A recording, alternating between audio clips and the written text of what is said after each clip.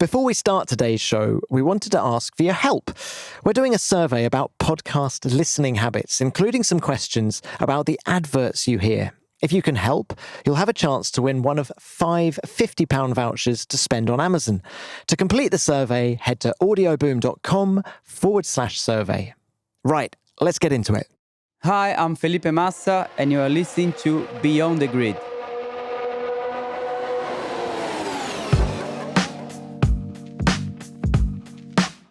Hello everyone, and welcome once again to Beyond the Grid, presented by Bose Quiet Comfort 35.2 wireless headphones. My guest this week is someone who's experienced every emotion under the motorsport sun. He's won races for Ferrari, he's lost a world title at the final race of the year, and he's suffered life-threatening injuries following a crash. He's even retired twice. I'm talking, of course, about Felipe Massa. Felipe had one hell of an F1 career, winning 11 races for Ferrari. But 2 moments in particular have defined his legacy. The first was when he lost the 2008 world title on the last lap of the last race of the season to Lewis Hamilton. The second was his accident in Hungary 2009, from which he was lucky to escape with his life after being hit on the head by a spring. He talks openly and honestly about both of these moments and so much more. He even came out with a couple of bombshells, which I really wasn't expecting. Felipe was kind enough to invite me into his beautiful home in Monaco. I hope you enjoy our chat. Felipe, welcome to Beyond the Grid. Brilliant to have you on the show. And also thank you for your hospitality. It's lovely to be here in your apartment in Monaco, although we're only just in Monaco, aren't we? Yeah, no, thank you very much. So it's a pleasure actually to have you here in my apartment here in Monaco, especially after so long together, in Formula One. So it's a pleasure for me to have you here. Well, it's lovely to be here. And just from your balcony, we can see the harbour at Cap d'Agde, can't we? And which leads me to ask you this first question. So you've retired from Formula One. You weren't tempted to go back to Brazil and base yourself over there? Well, for sure, I love Brazil. That's my country. And always when I have time, I go to spend a little bit of time there with the family, with the friends, with my place, But no, I think I was happy to stay here in Monaco because my son is 9 years old. I think when I stopped Formula One, he was like 7. And so he speaks 4 languages.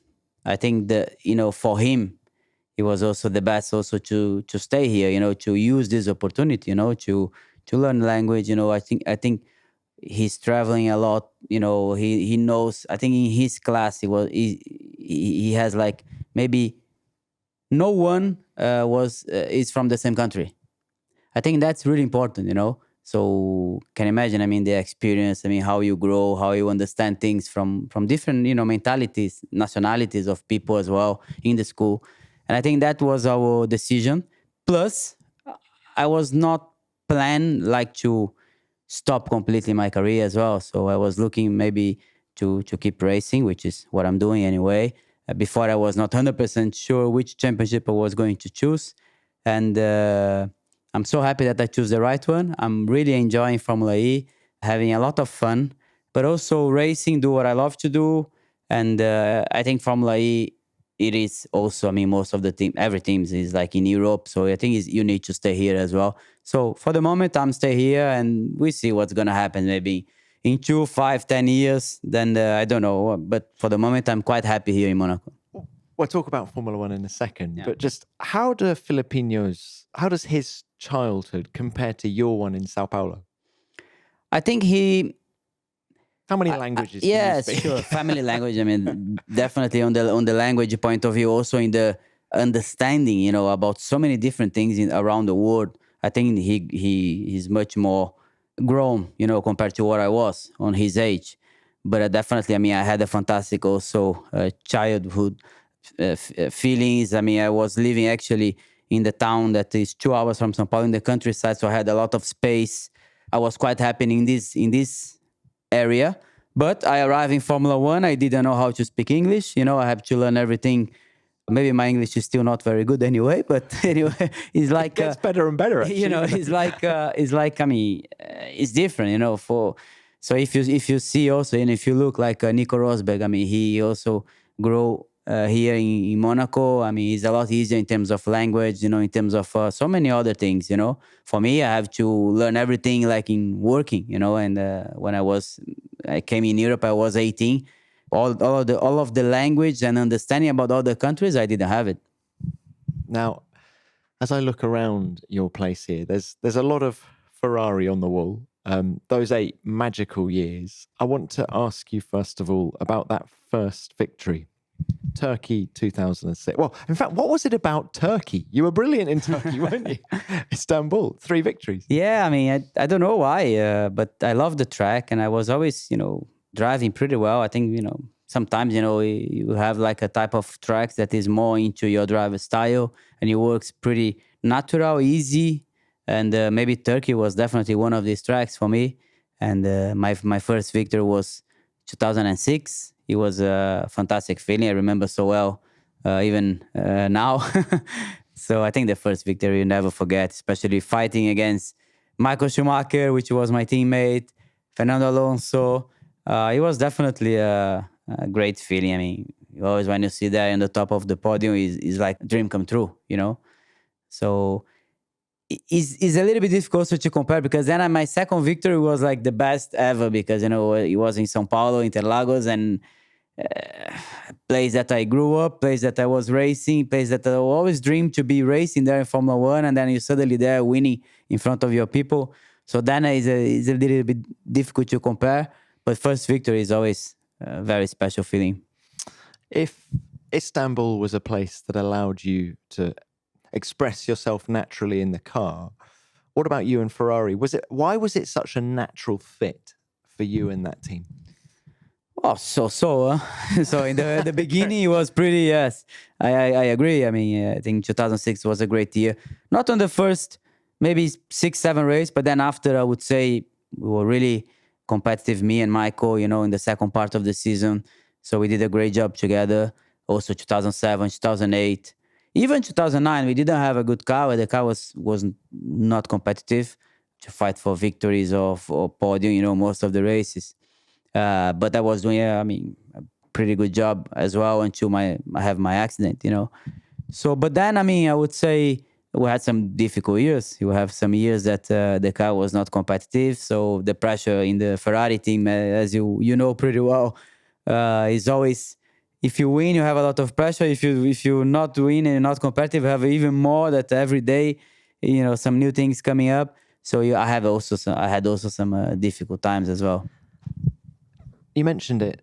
Start of 2006 wasn't so easy. They then Ross Brawn rejigged your technical team, and the sort of Rob Smedley comes in. Yeah. Why did he have such an immediate impact on you and the way you performed?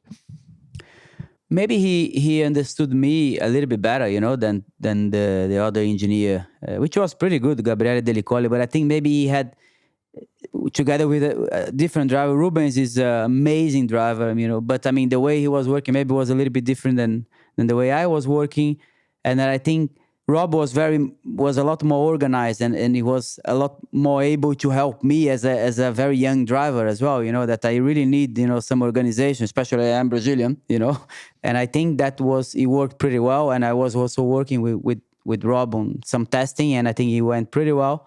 So then we took the decision to change. The engineer, also Ross, helped me on that. And I think since my first race with Rob, I have my first podium, which was Nürburgring 2006. And I would say after that we improve a lot, together in the quick way. So, sometimes the relationship, the way you're working, Well, he interpreted what you were saying about the car better than previous engineers. I think so. But also I think he understands a little bit... a bit more about my driver style, how you need to set up the car, how you need to speak with me and work with me in the different way. So I need a lot of help, especially it was my first year with a big team. So I need a lot of help, like maybe even what Charles is having now, or maybe when Verstappen started. So, even if I had already 3 years in Formula One, so when you get to the team like Ferrari, you need to be ready for everything, So I was always very quick. Even in the winter test, I was really, really quick. But something was missing, and I think maybe Rob was able to put this together pretty quick. He came out with some great lines, didn't he? Was it Felipe baby, keep cool? Or something? Was that one of them, I think? Yeah, it's like, okay, Felipe baby, calm down, because I was asking for like a white visor because it was rainy and we had a red flag, so I had to change my visor, and then I was like screaming in the radio that I need the visor. It was something related to that. And it gave all of us a bit of a laugh. Now he's a funny guy as well, So definitely Rob has some nice word that is quite famous all around the world, Like Fernando is faster than you. We'll come on to that. Yeah. Now, Felipe, your career is kind of defined by several key events, most notably Brazil 2008. The race in which you had the world championship for, half a minute or so. I'm sorry to sort of bring back, must be a sore topic. Is it still a sore topic now? No. 11 years on? For sure not, because I did the best I could. Like it was one of the best weekends I did. Pole position, I won the race, in the dry, in the rain, quickest lap. I mean, the weekend was mine, It certainly was. At the end, But I mean, it didn't depend just from my race, It depends for the position that Lewis was going to finish. For sure, I mean, sometimes I ask myself, I mean, why? Because it would have been, can you imagine, I mean, win the championship at home. It would have been like one of the most incredible feelings, especially after everything that happens to Ayrton, the Brazilian people, they really need that type of feeling, that type of happiness, I think the sport gives a lot also, and so sometimes I ask, but for a reason it happens like that. I mean, What were your expectations coming into that weekend? I think everything, I was really confident, that I could have, be very strong there. So I mean, if you're also going back to the years before, 2006, I won. I started on pole. 2007, I started on pole. I didn't win because I gave the victory to Kimi, but I mean, it was also, everything was pretty much on my hands. And 2008, I arrived there, I said, why? It cannot be the same. It can be the same, so this is the track I know more than anybody here, not maybe counting Rubens, but this is my place. So I have all the energy, all the fans on my side. So I'm totally in the condition to win. I mean, just do your job, do the best as you can, and we can do it. Then I mean, I was having in mind, I mean, we need to see where Lewis is going to finish, because he had a great car to finish easy on the top 4, So this was always a bit pain feeling, But I think it was just perfect, I just did everything in the perfect way. I mean, I really relaxed. I really feel confident. I really feel strong, The team was feeling the same. So the job was pretty much fantastic the whole weekend, what we did in the car and everything. So it was just like a set to win, and we did it. You did. And I think that was what it just helped me to understand what's happened at the end with the result, because it happens like that. I mean, you don't have the answer, but I did my best, and I think that's the best, that you can really be relaxed at the end, How was the relationship with Lewis coming into that weekend? Was there a lot of tension between you? No, definitely not. Just with the tension because of the championship. It was a tension. Yes, but I think, I was also quite strong in that way, because Lewis was feeling maybe more pressure than me. Well, not for his age. I mean, he was really young. But, I mean, he gave away the championship in 2007. So he went straight in the race in the China. Remember, going to the garage, to the pit stop. I mean, for me, that was like the worst. The way he started his last race in Interlagos in 2007, fighting with Alonso. For me, that was like he gave away, So, and I was like trying to put some pressure in this way, that he had a lot of pressure for what's happened the year before, you know. Did you try and remind everybody that he'd had a bit of a... No, I mean, it's not the way I am, you know. So I'm trying to think, because you were in the press conference before at the start of the weekend, weren't you? I can't remember exactly what you said, but you were both there, looking nervous, both of you. I felt there was definitely, it was a big event, wasn't it? It was a big occasion. Yeah, for sure, it was a big occasion, but maybe I had more experience than him. Not as a, you know, for sure, if you need to fight with Lewis now, and he has 5 titles in the pocket, I mean, he has a lot more relaxed to any occasion, you know, but I mean, he didn't have any title, you know, and me neither. But I think I was trying to think, I think he can feel the pressure, you know, because what's happened last year. So maybe he was not ready, you know, for the fight, you know, like in the last race. And maybe and I think he was not 100% ready, because if you see his race, it was not an amazing race. I mean, he suffered a lot on his race, you know, with the way he was driving in the rain, the way he was using the I mean, he was not a really Lewis that you see now, you know. Absolutely. But you made a lot of fans after that race, the way you handled yourself in the immediate aftermath. You know, the whole of Brazil was so frustrated for you, yet you came out and were just so magnanimous in defeat. I remember at the press room, I think, gave you a standing ovation as well. You said some powerful things. How hard was it for you on the podium and directly afterwards? I think it was hard, definitely. I mean, it was quite hard, because, I mean, I was thinking, I mean, why? I mean, the race was just amazing. I mean, he was the position behind into the last corner. And then for sure, I didn't see what's happened also. I mean, to think about it, you know, I know the rain starts to increase. I mean, it was clear, you know, that was the biggest case at the end, you know. But I won. As I said before, you know, I did an amazing job. So it was not depending only from myself. So I didn't make any mistake. So if you make a mistake, then for sure you will feel even more, you know. So I didn't make any mistake. So I was myself. I mean, I tried to give the answer, or I tried to speak in the way my heart was telling me to do, you know.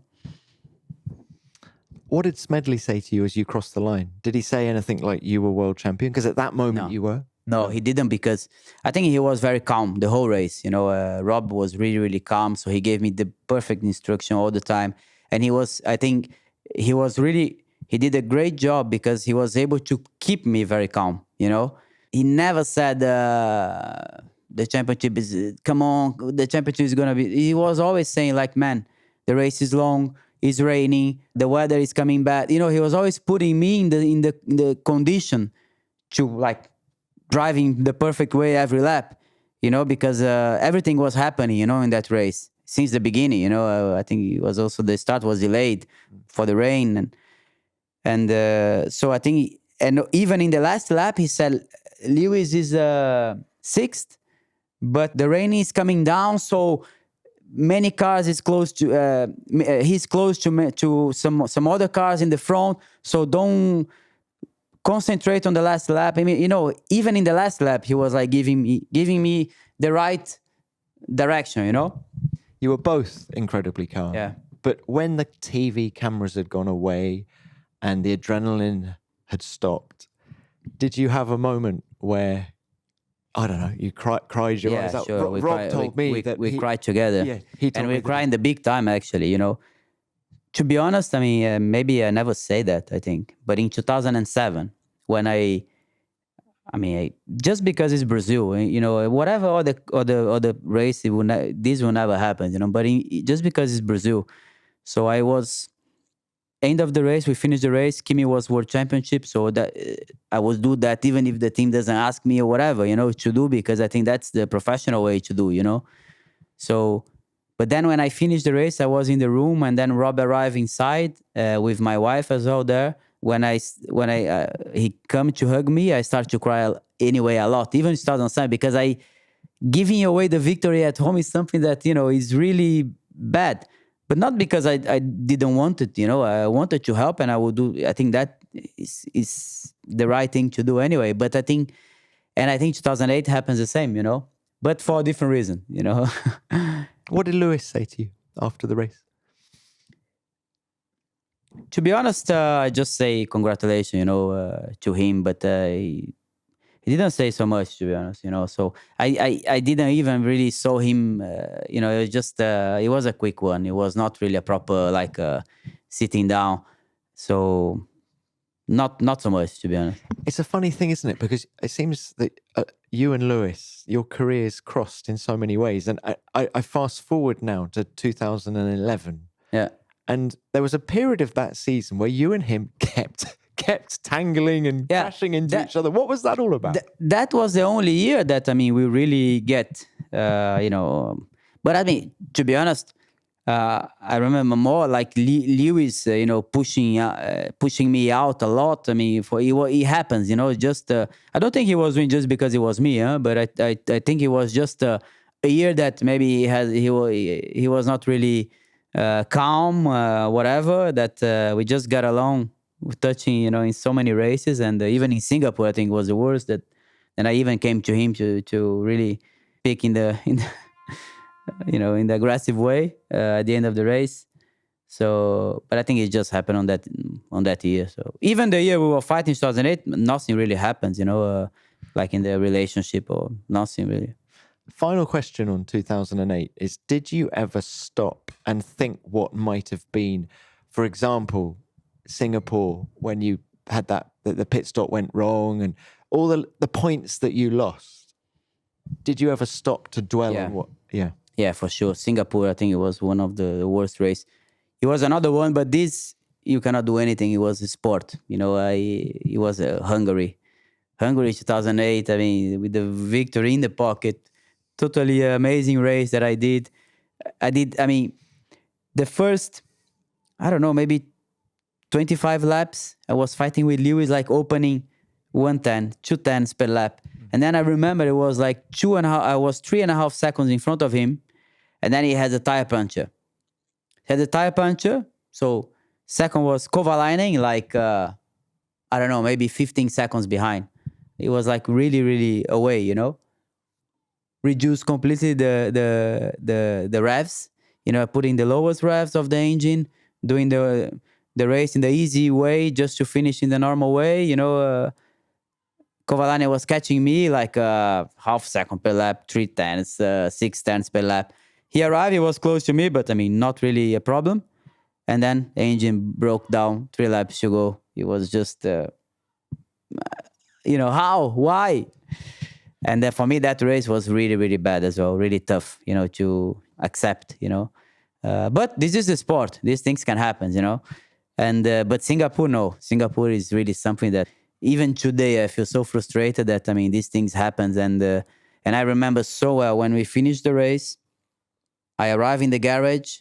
I was speaking, even the mechanic came to me, the Hugo, that he was the one that he pressed the green on the wrong time. And he was crying, like asking me sorry, so couldn't stop crying. I remember so well. And then, then I was in the paddock there, and Jean Todt, I was talking to him. He asked to speak to me, and we were there. It was him and Stefano Domenicali together, and he said, "What's happened today was by purpose." And then I was shocked. I said, "No, impossible. To be honest, I'm sorry, but I cannot agree with you. It's impossible that the guy crashed by purpose like that. For which reason?" He said, I am sure. This was by purpose." I said, no, it can't be like that. And then 1 year after, everything came out that it was really by purpose, So for me, and when I knew that... Their first reaction, so just to fill in people who aren't aware, Nelson Piquet Jr. crashes into the wall, and it comes out, of course, a year later that it was deliberate. Alonso gets the victory, and they knew immediately. They know. Only Jean Todt. Not they, yeah? Because even Stefano was like surprised like me, so only Jean Todt said, for me, it was by purpose. Did he explain? Well, that's extraordinary that his first reaction was that, wasn't it? Wow. And then 1 year after, he came down, Did he remind you of that conversation? I couldn't believe it. I said, no, how? I couldn't believe it. Now, look, talking of other things that we can't believe, you actually touched on it earlier, but Fernando is faster than you is another of these defining moments that I want to talk through.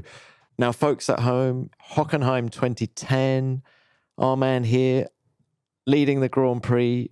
He's got Fernando Alonso behind him. Rob Smedley comes onto the radio. Just talk us through the build-up to that radio message. Yeah, I mean... Had team orders been discussed prior to the race? No, not, to be honest, not. No. Not so much, but it was clear that these things could happen, because Fernando, I mean, definitely he's one of the best drivers in the world. The way he drives, the way, to beat him, you need to be in your day. He has everything, in the perfect way. But the way he is, the way he works is always, you have no idea how much power he has. And he likes that. I mean, he likes really to show his power. He likes to put... Power within the team. Power within the team, yeah. He's able to put everybody on his pocket, everybody, I'm saying even Montezemolo, even everybody, And he likes, this mentality, and the only problem is that he's able also to split the team, because of that.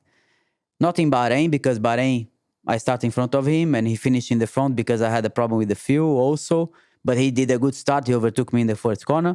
But then in the race in Australia, which was in the rain, and then in the last 10 laps of the race, he was catching me, and the team asked me to let him by, and I didn't.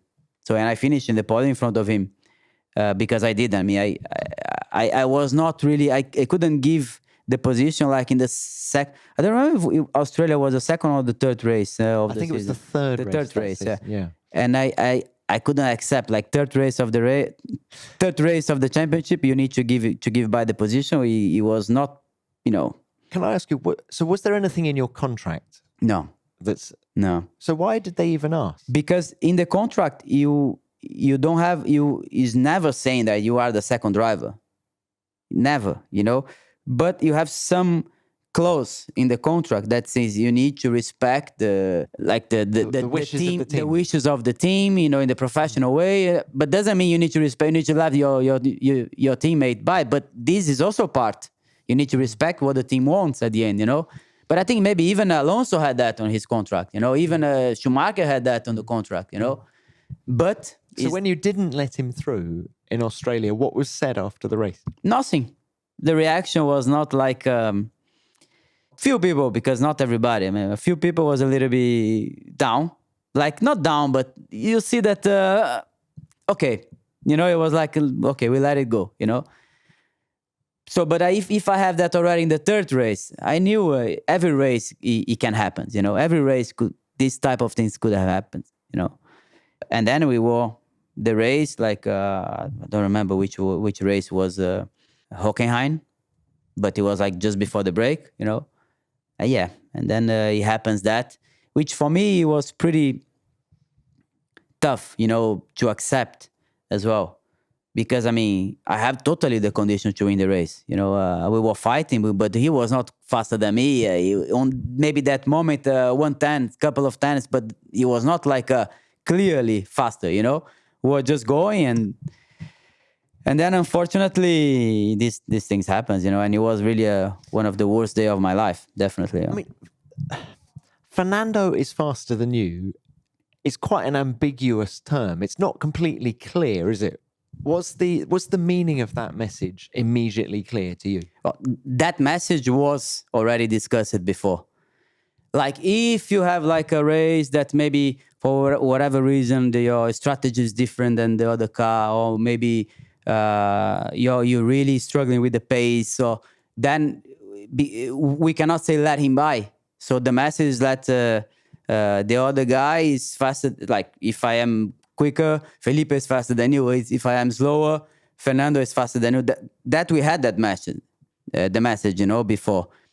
But it was nothing like discussed that this race will happen like that. Also because Fernando was starting in front of me. Always when he started in front of me, it was so easy, was not so much worry before the start of the race. But every race I was starting in front of him, it was a lot of worry. People, speaking, be careful in the first corner. Like it was a lot of, some.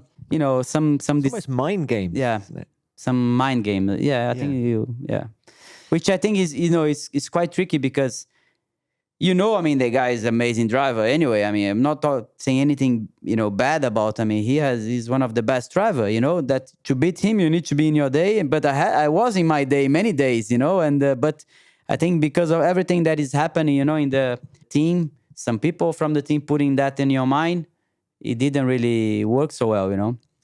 So how did Hockenheim 2010 and everything that happened, because you did let him through, how did that affect your relationship with the team? I think it didn't affect because I was always respect the team in the perfect way, even Stefano, even not so much Stefano, but you have so many other people that he was working for the team that he was more like coming to me to really passing like messages, before the race. So these people was a lot bad, the way I was treating, not the relation, the working, day by day, but I mean, the relationship was not good at all, I think that day was so bad because it was like 1 year after my accident, the same day, and I think maybe that was also pretty, when I was thinking about it, I was pretty, disappointed, But anyway, I mean, I think the feeling was not great, but I managed to go forward after. But I think it took some time, for me just to set my mind in the right way, definitely. Now, you mentioned your accident. Yeah. Another of these defining moments in the career of Felipe Massa. What do you remember from that awful day at the Hungaroring in 2000? Nothing. Literally, I mean, race day. Nothing. Race day. Well, I remember on the race day. I remember that. I mean, no race day, no, because it was in the qualifying. Yeah, of course it was. So it was in the qualifying. Of course it was qualifying. So I remember the only thing I remember is that Rubens disturbed me in the last sector, and he was like doing his out lap, and I was doing my time lap. So I catch him in the last sector, and I lost time behind him. So I remember that I was disappointed because I lost time behind him, and I was not sure I was going to go to Q3, So I managed to go by like I was maybe 9th or 10th, something like that. So, but I remember he disturbed me and he was opening his lap. But then I was like on my in lap when the accident happens, So I was not like pushing. I was on my in lap, and I finished really very close to Rubens, and then he was going to do his lap, and then he had the failure in his car that he lost his like third damper. But then I don't remember. I don't know. I think I was, I don't know, maybe 4 seconds behind him or something like that, 5. And then the damper was just in the floor, but maybe he hit something and he came back, to the other side, to my side when I was passing. And but I don't remember. I don't remember anything. Do you remember? I mean, you say you don't remember it, but could you see it? Did you see it? I don't remember. No, you just don't remember. Even I don't remember anything. I don't remember. For sure, I didn't see. Because I mean, otherwise, maybe I will try to turn. You can even see on the steering wheel if I try to turn or something. No, I didn't. So I don't think I saw the spring coming. But then I don't remember anything. I remember not even when the first days that I was already not in coma anymore. I was awake. I remember maybe the last days I was in the hospital in Hungary. What about your recuperation from the accident? Can you just talk us through how hard it was? Maybe some of the things you had to do just to get yourself better? It was just waiting. It was just like I need to relax. I need to like stay home. I need to really because I did another operation after, So first of all of this bone that I have here in this area here, it was completely broke. So then the operation they did in Hungary was to remove everything, all the bones, not to go inside the brain. So they removed everything and they closed. That was the operation they did in Hungary. But they did a great job. So everything was in the right way. The doctor was great. And but then they didn't know how was going to be my view. I could, like millimeters, I could lose my view on the left side. like some other millimeters, I could lose. I could become, had like big problems in terms of my brain or whatever, which it didn't happen anything. Anyway, I have a lot of possibilities to be, in the bad way, but everything works perfectly.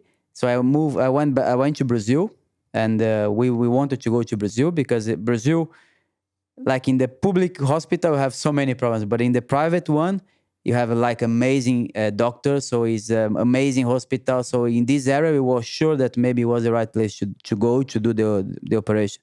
And then I have to do operation to put like a plate, here that is titanium. Is acrylic, right, with the titanium just where you fix, Mm-hmm. So then I did that in Brazil, which was not an easy one. But then after I have to stay also long time, like to recuperate. But I didn't have to do anything. Like it was just waiting, So it was a bit hard because, I could even start racing before I did, but the doctors didn't allow me, just because if I have another accident and if something hit my head, could have been some issues, Did you have any headaches or? No. So it really was just waiting. Yeah. And how is the left eyesight? It's okay. Yeah. So no lasting. No, it's fine. Now, did you ever doubt during the recuperation that you would drive again, or that you'd be able to do it? Or you always have doubt, because everybody's like, you had a huge accident. Also, my family, even my wife, she said, I don't know how it's going to be, but you need to be relaxed. You need to think about, your life. You always like, come on, I want to race, So it's what you do. It's what I do, yeah. So you always have a little doubt. Everything will be okay, when I drive the car. But then when I drove the car the first time, I knew, it was okay. All the feelings that I have when I'm driving and how long did it take for that reassurance to come back? How many laps? Where were you? Were you at Fiorano? I was in Fiorano, yeah. I was in the 2009 car? Yes. No. I think you couldn't drive. It was the old cars. So maybe you couldn't drive the car from the championship. So I think it was the car I drove. It was the 2007. The 2007 car I was driving an old friend, and just immediately it came back, or? Yes, I think so. Everything was pretty normal. So for sure, I was not 100% fit because I couldn't train so hard like I was doing before. But everything was normal, yeah. No problem at all. And do you think you were as quick after the accident as you were before? I think so, for sure. Many people say that you never won again after. If something's changed or not, I cannot say what I feel in the car, everything that I'm doing. I cannot say that something happened. For sure, I never won again. Maybe for so many things that it happens, the car I had, but it's not true that I was low, Well, we've already established you could have won Hockenheim 2010. We know that, don't we? Look, you've driven alongside some amazing drivers. We talked about Alonso, but other world champions, Jack Villeneuve, Michael Schumacher, obviously, Kimi Räikkönen. What made each of them special? Can we just talk through? You've touched on Alonso already, saying what a brilliant driver was. He was great at being the focal point of the team. Similarities between him and Schumacher? Yeah, I think the way Byte wanted to have everything for them, like this way of like working with like, here is my place, here nobody can do better than me, or they have this mentality. I think maybe it was not so different. The only difference is that I was much more close to Michael, and Michael was passing, things to me that maybe he was not passing to any other teammates that he had before me, So the relationship was different, and I was always looking Michael as a master. You are my master, man. Don't really, for sure. When I was finishing in front of him, he was not enjoying so much, But I think the relationship was a bit better, with Michael. That he helps me just to, have that relationship, that fighting inside the team in the better way. But with Fernando, no. Fernando was just like, he was so nice. You know, it was never a problem outside of the car. We always work well, fine. I mean, he's a nice guy. You know, you will have fun. But, I mean, he has this way of working that he was just putting everything for his side, you know. And why do you think Alonso only won 2 championships to Schumacher's 7? I think because of his decisions. Just bad decisions along the Yes. way. Doesn't mean you know, sometimes the decision is coming bad, you know, not because you take the wrong decision. You don't know at the beginning, you know, what's going to happen as well. But, I mean, normally he always took the wrong decision, like not the correct decision, thinking about, you know, winning more championships. Doesn't mean, I mean, I'm not saying that he did that because he doesn't know the decisions to go, you know. But I think also this way a little bit, for example, I mean, the only thing that I would not do if I am Fernando Alonso, I mean, I think the worst decision, in my opinion, he took it. He was leaving McLaren because, I mean, he had an incredible team to fight to win championships, but he couldn't accept the way that Lewis won, you know, as his teammate. And the second decision he took it, which for me was not correct, is that leaving Ferrari, you know. So if you cannot go to maybe Red Bull on that moment, then you stay on the best team that you can, which was Ferrari on that moment, you know. But then he just took his decision to change, you know. It's almost like he's too impatient, isn't it? He wanted everything right now. Now, look, 2 other world champions. We mentioned Jacques Villeneuve. I don't remember him causing you too many problems when you were together. Were you surprised by his pace or lack of, in a way? Yeah, I think so, yeah. I mean, you need to say also that, I mean, he won the championship, so he was a very competitive driver. I was not racing with him on that moment. You know, I was racing with him when he came back. And he was not racing, and then he just came back to Formula One. So maybe it was not the best Villeneuve, you know, that he happens, you know. So, but definitely, I mean, he didn't have the top pace. Mm-hmm. This was clear. And Kimi, different. He's different, is Kimi. You know, Kimi was definitely a very quick driver. It doesn't work so hard with the team. You know, that's really... but I mean... Do you mean from a... Because lots of people say that about Kimi, but no one really explains what they mean by that. He just doesn't invest enough time working on the car. I mean, he invests because sometimes the team, you need to come here for the sim. He was going. But doesn't mean he was like doing the proper job, you know? But I mean, he was definitely a very talented driver. Very smooth driver. I mean, he was always a very good driver to save the tires in the right way. So he was quite a good driver on this point, you know. But Kimi for sure was definitely a driver that I able to be in front and to beat. Definitely, I mean, because if you see 2007, I was in front of him until Monza. Monza, I started in front. I was third. Even I could have finished second, and he was not in the great pace. And then I had and also in that year, which is, you know, maybe people doesn't know, but in that year, the talk that we have in the team, it was that after Spa, who is in front, it will be the number 1 driver. So on that year. So in Monza, it was 2 races before. So I was like in front with maybe 6 points in front of him. I was going to finish in front of him with maybe 8 or 10 points in front of him. So we're going to Spa. For sure he won. And I was second or third.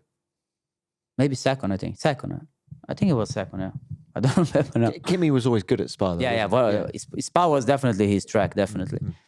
And then I had a failure, you know, in the suspension of the car. I have to stop. And then Kimi finished third. So he did, I think it was like equal maybe in the championship. So he did third was 6 points or was 5?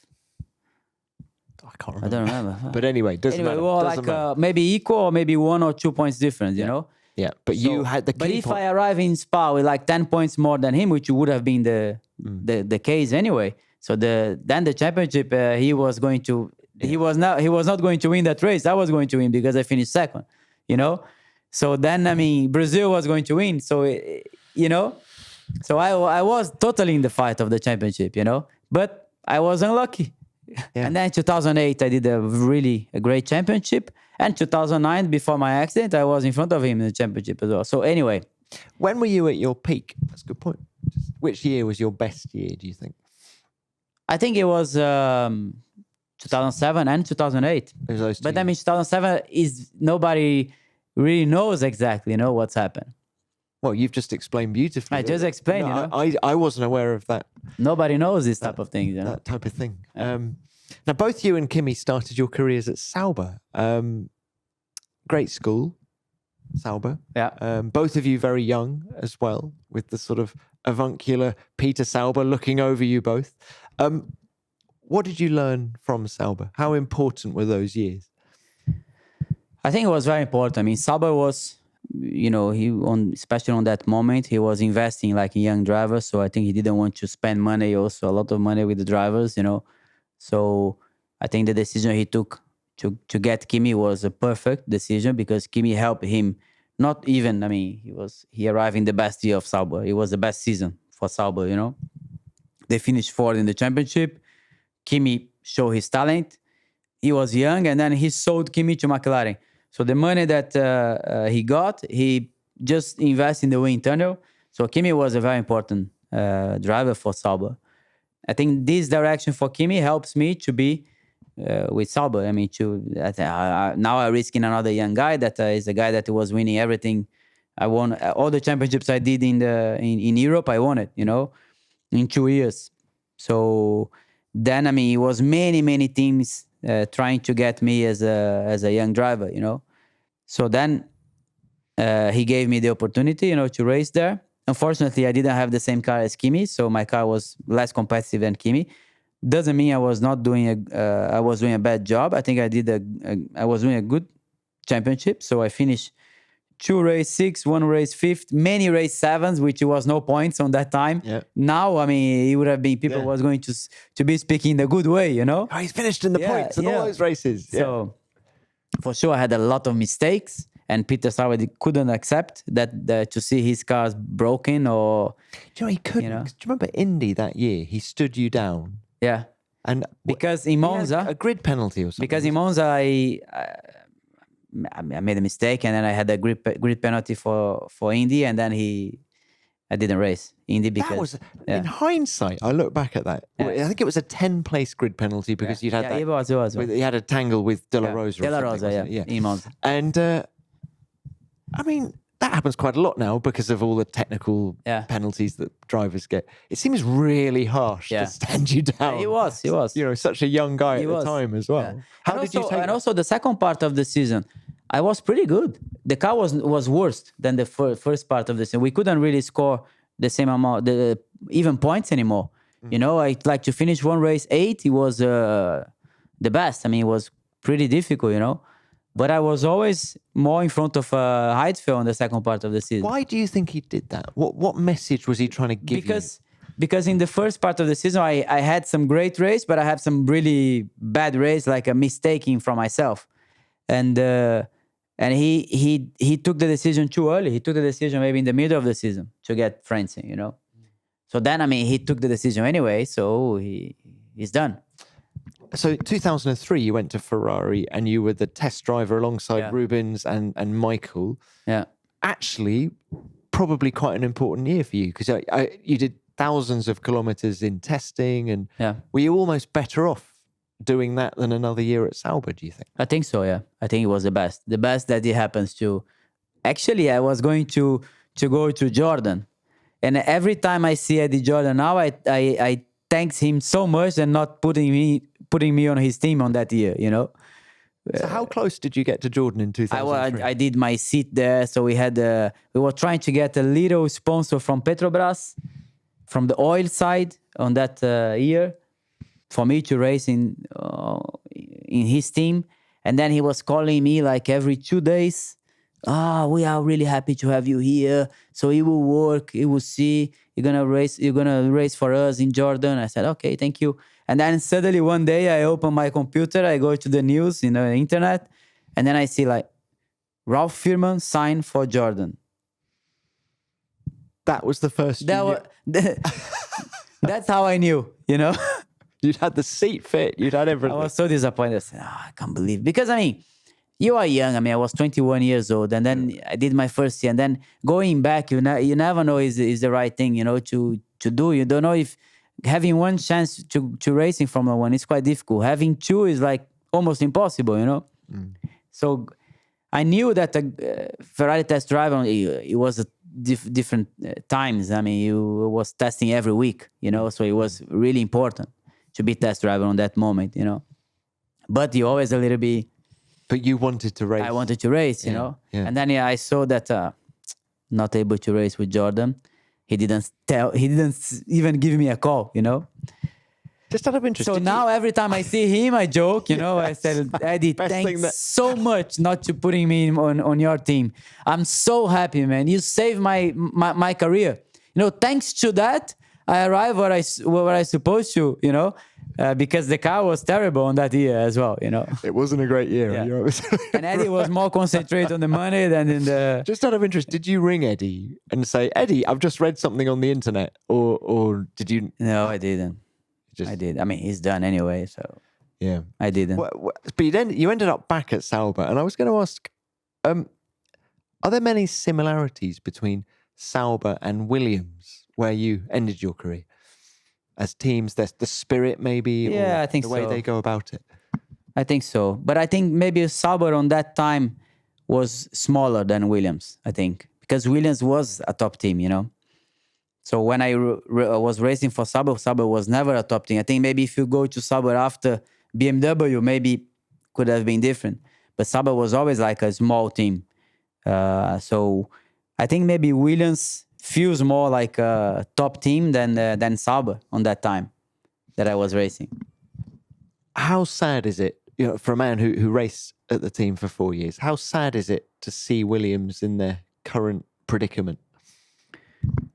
Really sad, because... And how surprising as well. Very surprising as well, because I raced for Williams, so I arrived in the really, really bad situation for the team. So the team was like third last, in the championship. But the teams that it was behind then, it was a very, very, very small team like Marussia and the green one, Caterham. So then we did a very good years, with Williams. So actually 2 years third and 2 years fifth is okay. It was a good result at the end. So I think I had a lot of pleasure, to be part of that team. We had a good results. Sometimes it was quite difficult, to make the car competitive especially in the aerodynamic side, I would say, especially in the last years. But even the first year, the car was never good on downforce point of view, so it was always tricky. We had also the good difference in the engine, in the first 2 years, which helps our result, definitely. But then you arrive on the last year, I even wanted to, I was able to do, because I was driving so well, I was really, really, driving well on my last year. I was... What I call the recall year. Yeah. You were the recall, yeah. I was driving really, really well. And unfortunately, all of the race, I supposed to be in the podium. I was supposed to do like amazing result. I was unlucky. It was not because of me. It was just because something happened, in the Baku, in other races that I could have arrived like fourth, fifth, and then something happened. I have a punch, always something happens, in the good races. But I was really doing a great job. And then I was, I'm competitive. I can do a good job. Why I don't stay for another year? I was, even thinking about, staying. And I spoke to the team. I said, listen, I am okay to stay, but we need to decide. You need to let me know that you want me on your team. And they were like not telling me, So, and then, okay, arrived in the race. It was in the Austin. I called them. I said, listen, I need to know until the race in Brazil. I need to know if you want me to stay or not. So if you don't want me to stay, you need to tell me before Brazil, because in Brazil I will announce that I will stop, because I mean I don't like this. I mean, or I'm able to race in the team that wants me to race. You know, otherwise I mean I don't want to stay. You know, and then they wait until Mexico. They didn't say anything in Mexico, and then I said, listen, in Mexico after the race, I said, now you need to tell me. You have 1 week to tell me. So then we have a meeting by phone, because I was after Mexico, I went to Miami, then I was going to Brazil. So we had a meeting by phone. Claire and Mike O'Driscoll? Or? Michael Driscoll and Paddy. And then we have a meeting, and they said, listen, we are really in the difficult situation, in the money point of view. We love you. We like you as a driver. You're doing a great year, but we cannot spend the money on your salary, and we need somebody to bring money to the team. I said, okay, thank you very much. So really, it was a pleasure to be on your team. But I mean, they really did what I asked. I mean, at the end, you know. And then I decided in Brazil that I was going to stop. And to be honest, I was happy, because I mean everything was like professional, you know, it was correct. And I was even more happy when I start the next season and I see where they were, you know, because it was a change of the rules. Always this change of the rules, you know, the idea that they were changing so many things in the aerodynamic side, that then for sure I knew until the race in the Austin. I didn't know after what they did in the car. So because then I knew, I mean, they were not passing to me the informations anymore, and I just knew until Austin how was the car, you know. But then, I mean, I think it was the best decision I had in my career. Well, It's so sad to see where they are. To be honest, is unfortunately, you know, the answer for that is that if you have two directions, or to go for the best in term, you know, at the end, who drives the car is the drivers, you know. So when you move away and you're just going for the driver that is bringing money, it can't work. I'm sorry, but this is the way it is. It cannot work.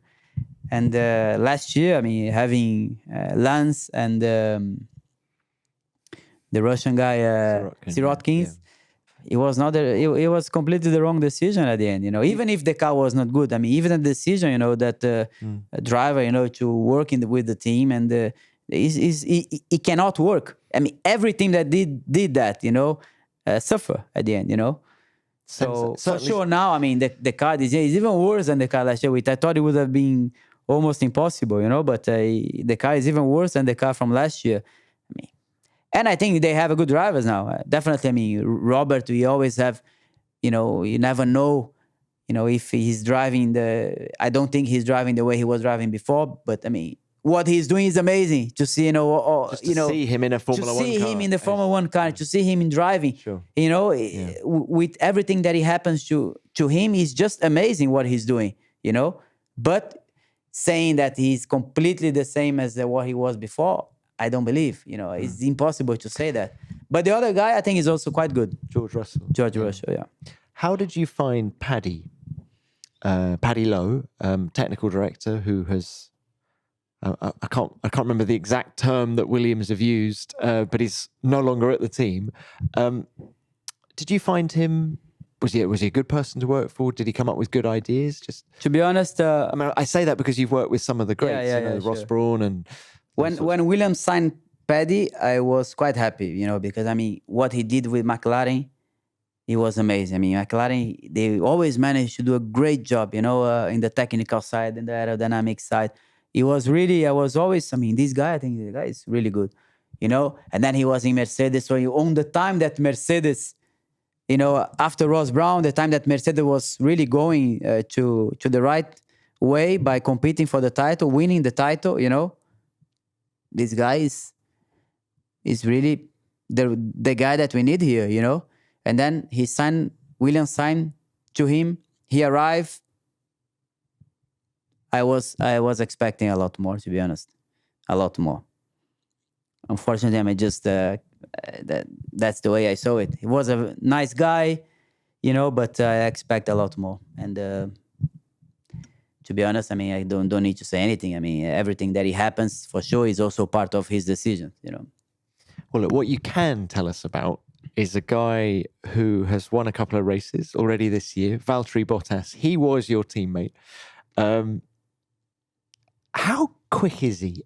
Do you think he can beat Hamilton over a season? Because he's gone well so far this year, isn't he? I think, Valtteri, he's really, really quick. He's really a good driver, very good Formula One driver. So he's consistent, he's quick. He's a very easy guy to work, so he's a very fair guy as well. But I think it's not easy to race against Hamilton. The problem that he had in the past 2 years is just inside his mind at the end, So it's not because of his speed. It's not because of how he's him as a driver, So he just suffer a mentally problem, which many drivers suffer, even myself, in Formula One. So that's the problem that he has. But I mean, this year I think he's doing a great job. Do you think he's stepped up? Even in Barcelona, I mean, he did amazing pole position. Unfortunately, 6/10. Amazing pole position. That's what I said. Yeah. Unfortunately, what's happened on the start, didn't help him. I think it will be difficult, to beat Lewis anyway. But I think he's a bit more prepared this year. So we need to see from now on. Now every race is the decision of the championship. Now, and I think this is where everything he needs to be really, really strong mentally. In his mind. This is the only thing that he needs. When I think of you and him together, I think of Austria 2014. Yeah. That Williams front row, you on pole position. Was that the high point for you, your time at Williams? I think so, yeah. We had great races, even in Monza, 2 podiums, podium in Brazil. Just you after quali in Austria that day. I just remember great. that look of satisfaction on your face. It was amazing. It was so great. I did an amazing lap. Unfortunately, I mean, the race, it was... we had the worst pit stop. Now in the last maybe 4 years, Williams has one of the best pit stops, We have the worst pit stop that took me away completely the chance by even fighting for the victory, I would say, yeah? So... But anyway, it was a great feeling. Well, listen, it's been wonderful to speak to you. I must ask whether, are we going to see another Massa in Formula One? And do you think, Filipino, what did you say? He's 9 years old now? He's 9, yeah. Is he expressing any interest in racing or? To be honest, I mean, I am not the type of daddy that you will push him completely. You need to be a driver, like many is doing at the end, because I don't like that. I was pushing my dad, to be a driver, and like every day I want to drive. And were you a real pain to your dad? Yeah, for sure.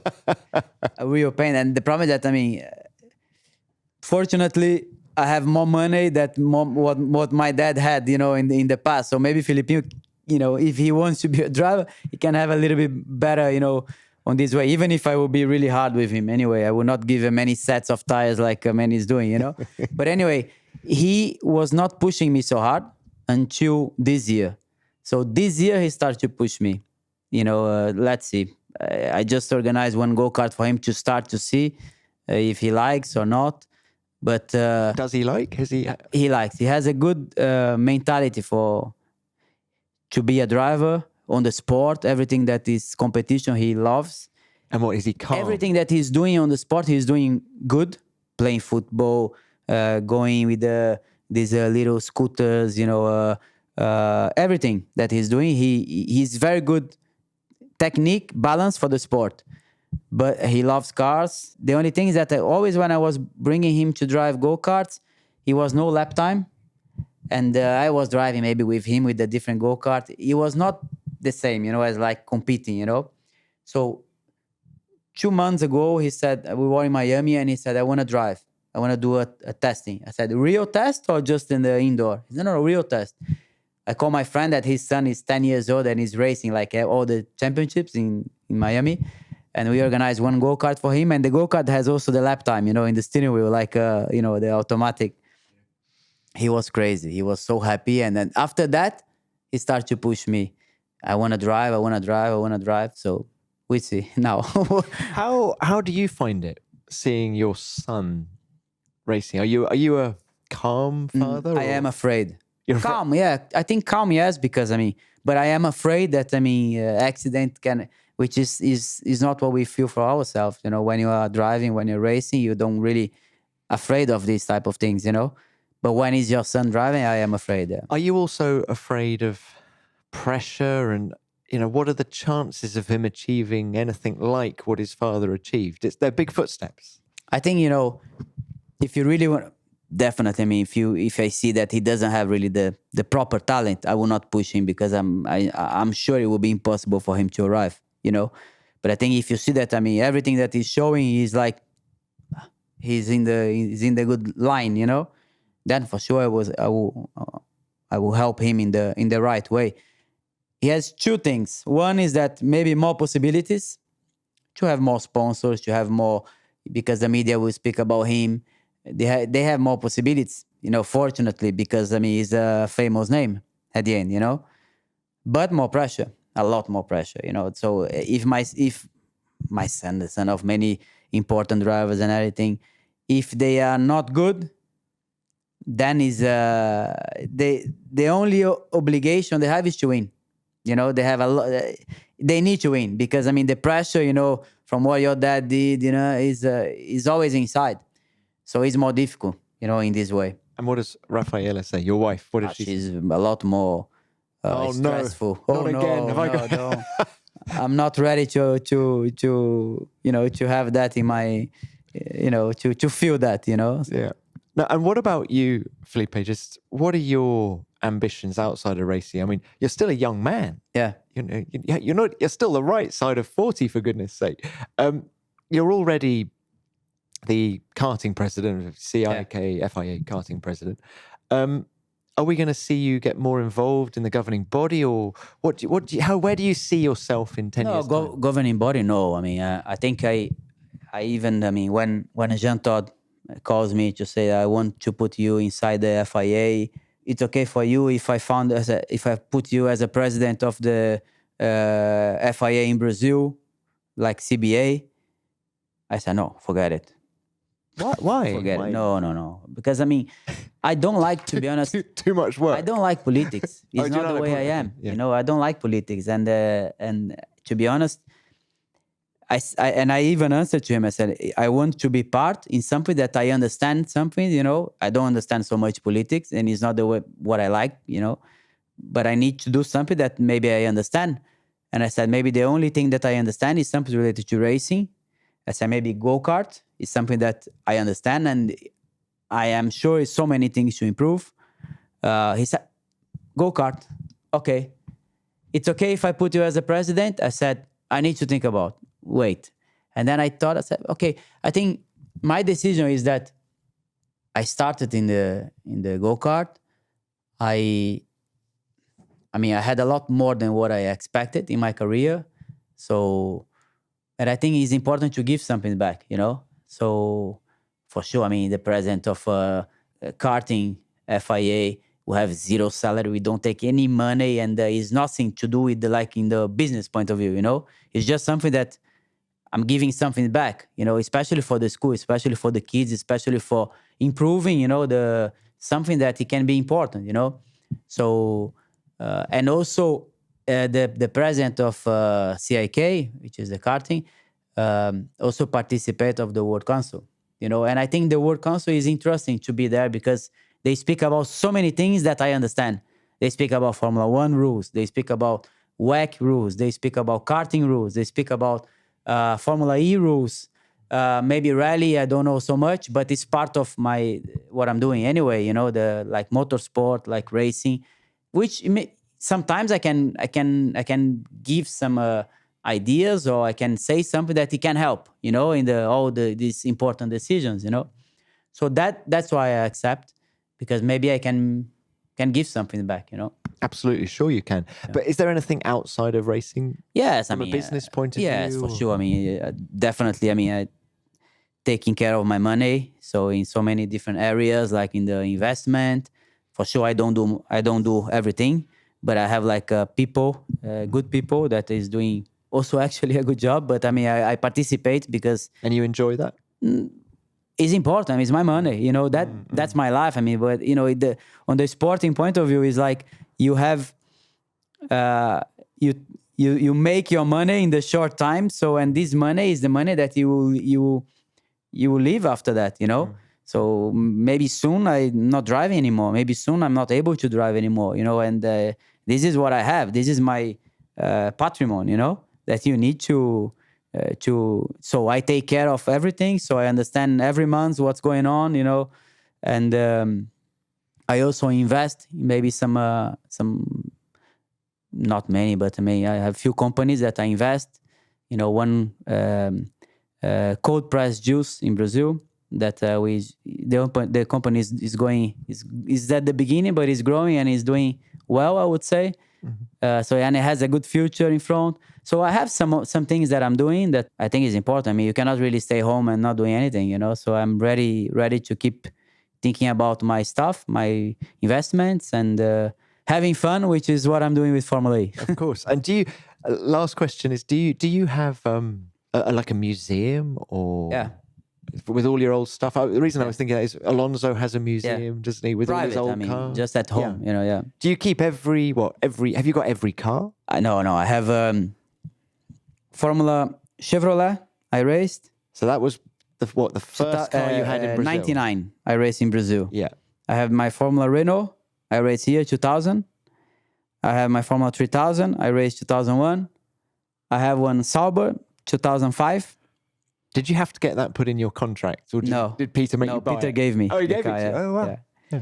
Actually, I don't have a Ferrari. I have, but it's like not the car I race, is the show car, you know, 2008. Unfortunately, I don't have.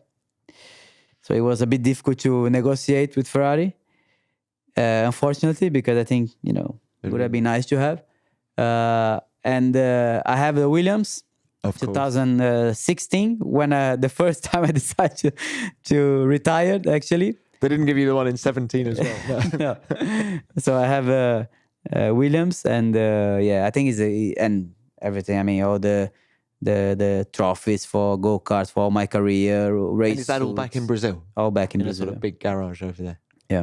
How fantastic. Well, Felipe, wow, what a tremendous chat. Thank you for your time. You're looking amazingly well. I love your apartment. I'm wondering if I could sort of sleep on the floor over there. Look, great stuff, and good luck with everything. Thanks for your time. Thank you. Cheers.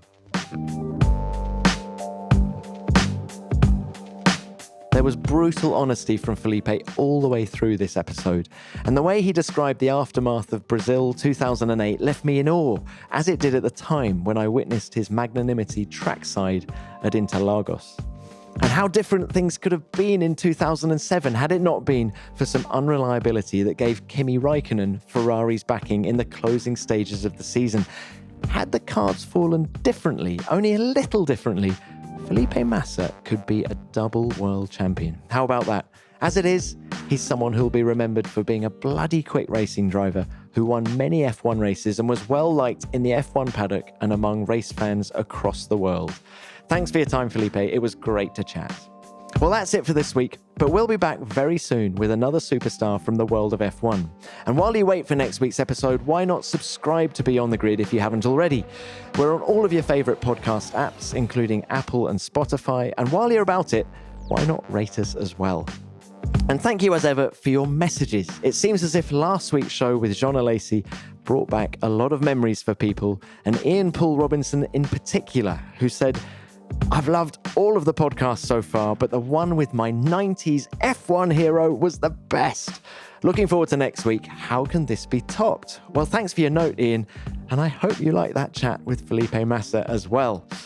Please keep your feedback coming. We love it. Remember to use the hashtag F1BeyondTheGrid, and you can tweet me at TomClarksonF1. Beyond the Grid is produced by F1 in association with Audio Boom. Until next time, keep it flat out.